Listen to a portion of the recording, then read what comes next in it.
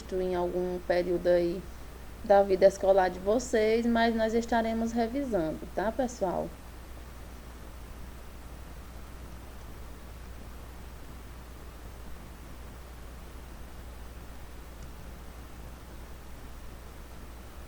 Volume de um cubo. O volume de um cubo é determinado através do produto da área da base, essa partezinha que está aqui embaixo, pela altura. Como já foi dito que as arestas do cubo são todas iguais, possuem medidas iguais, veja aqui, ó, que as faces do cubo são quadradas. Logo, um quadrado tem todos os lados iguais. Portanto, cada lado daqui do cubo tem a mesma medida. Logo, eu posso dizer que o volume do cubo é aresta vezes aresta vezes aresta, ou seja, esse A vezes esse Azinho vezes esse Azinho, que é a mesma coisa que A ao cubo. Então, o volume de um cubo é igual a aresta ao cubo. Vamos ver aqui um exemplo. Qual o volume do cubo a seguir? Temos aqui um cubo que tem a aresta medindo 6 centímetros. Todos são iguais, como já foi dito.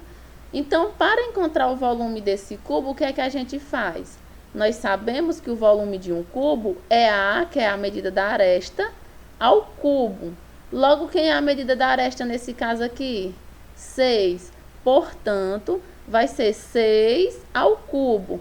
O que é 6 ao cubo? Gente, 6 ao cubo não é 6 vezes 3.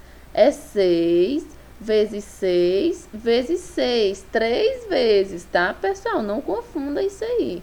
Logo, 6 vezes 6, 36 vezes 6, 216 centímetros cúbicos. A unidade aqui vai ser a unidade que está aqui, nesse caso aqui é centímetros, elevada ao cubo, tá, pessoal? Sempre volume elevado ao cubo. Se for metros, metro ao cubo. Se for centímetros, centímetros ao cubo. Pronto, esse aqui é o volume de um cubo. Sempre vai ser a medida do lado elevada ao cubo. Volume do paralelepípedo. O paralelepípedo, ele é bem parecido com o cubo. A diferença é que os seus lados, quer dizer, as suas faces, são retangulares. É por isso que é diferente, porque no cubo, como nós vimos aqui no cubo, todos os lados são iguais. Já no paralelepípedo, isso não acontece. O volume de um paralelepípedo é calculado através da multiplicação entre a área da base e a altura. Ou, para ser mais prático, comprimento, olha, comprimento vezes largura vezes altura, sempre assim. Considerando sempre que as unidades de comprimento das dimensões sejam as mesmas. Se o comprimento estiver em centímetros, todos os outros têm que estar em centímetros, tá, pessoal? Se tiver em metros, todos têm que estar em metro. Caso não esteja, a pessoa transforma. Então, o volume de um cubo aqui, ó, observando esse cubo aqui que tem, ó, comprimento A, largura B e altura C, o volume vai ser A vezes B vezes C, ou seja, comprimento vezes largura vezes altura. Vamos para um exemplo.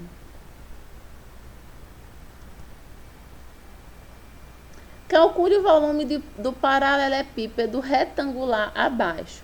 Olha, nós temos aqui o paralelepípedo, onde seu comprimento é 10 centímetros, sua largura 8 centímetros e sua altura 20 centímetros. Como foi dito, todos estão na mesma unidade aqui, ó, centímetros.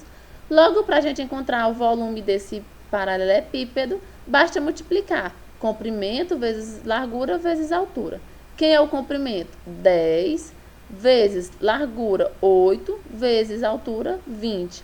Logo, fazendo essa multiplicação, nós temos igual a 1.600, a unidade centímetros cúbicos, volume sempre elevado ao cubo, tá, pessoal? Se a gente observar aqui, na hora de montar essa multiplicação aqui, pessoal, se você botar 20 vezes 8 vezes 10, não altera, tá? A multiplicação é comutativa, mas para ser mais prático, Comprimento vezes largura vezes altura. Essa é a fórmula do volume de um paralelepípedo. Que na verdade é basicamente a mesma coisa do cubo, porque só que o cubo, como é igual, a pessoa considera que é A ao cubo, mas é a mesma coisa, ó. Comprimento vezes largura vezes altura, mas dá no mesmo, tá? Pronto, já vimos volume de cubo e de paralelepípedo. Agora nós vamos falar sobre frações equivalentes. O que são frações equivalentes? Essas frações representam a mesma quantidade e podem ser encontradas multiplicando o numerador e o denominador pelos mesmo número. Frações equivalentes são frações que representam a mesma quantidade. Vamos ver aqui um exemplo. Para quem não está lembrando, pessoal, ó, fração é isso aqui, ó, um número sobre outro. E o numerador é o número que está em cima, denominador, o número que está embaixo. Um exemplo aqui de frações que são equivalentes, que representam a mesma quantidade, ó.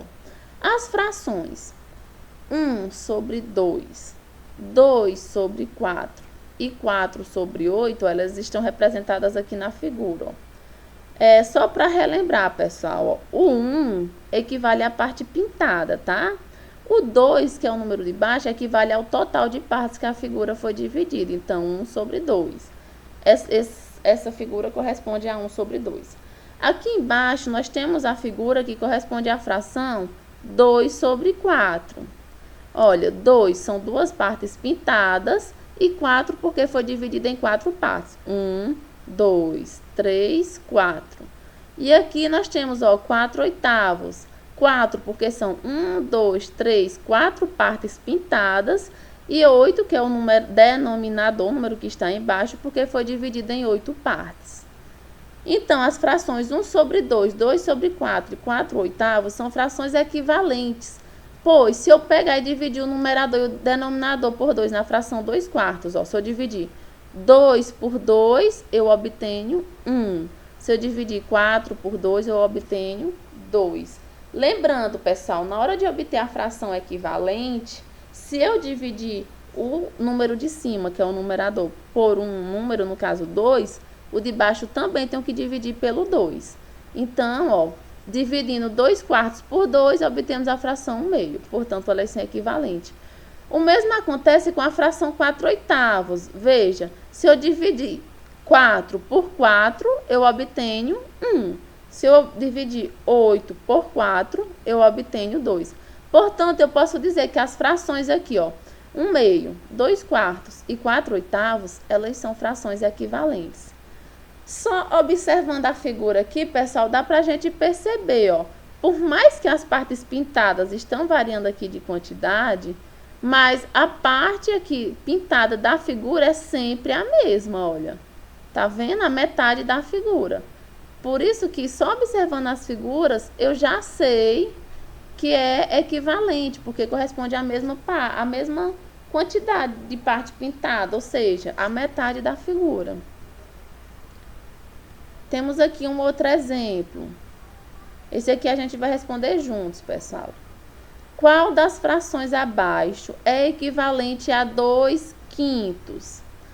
Pessoal, para mim encontrar uma fração equivalente, eu posso tanto dividir, se for possível, os dois números por um número, ou multiplicar. 2 e 5, não é possível dividir eles mais por nenhum número comum, por exemplo. Porque o 2 eu posso dividir por 2, mas o 5 não divide por 2. E o 5 eu posso dividir por 5, mas já é maior que 2, então eu não posso mais dividir. Logo, a fração 2 sobre 5, ela já está na sua forma simples, ela não tem como simplificar mais. Então, para mim encontrar essa fração, nesse caso aqui, eu vou ter que multiplicar. Vamos lá, gente, começa multiplicando por 2. Se eu multiplicar 2 vezes 2, eu obtenho 4. Se eu multiplicar 5 vezes 2, eu obtenho 10. Ou seja, deixa eu ver se eu acho aqui uma caixinha de texto.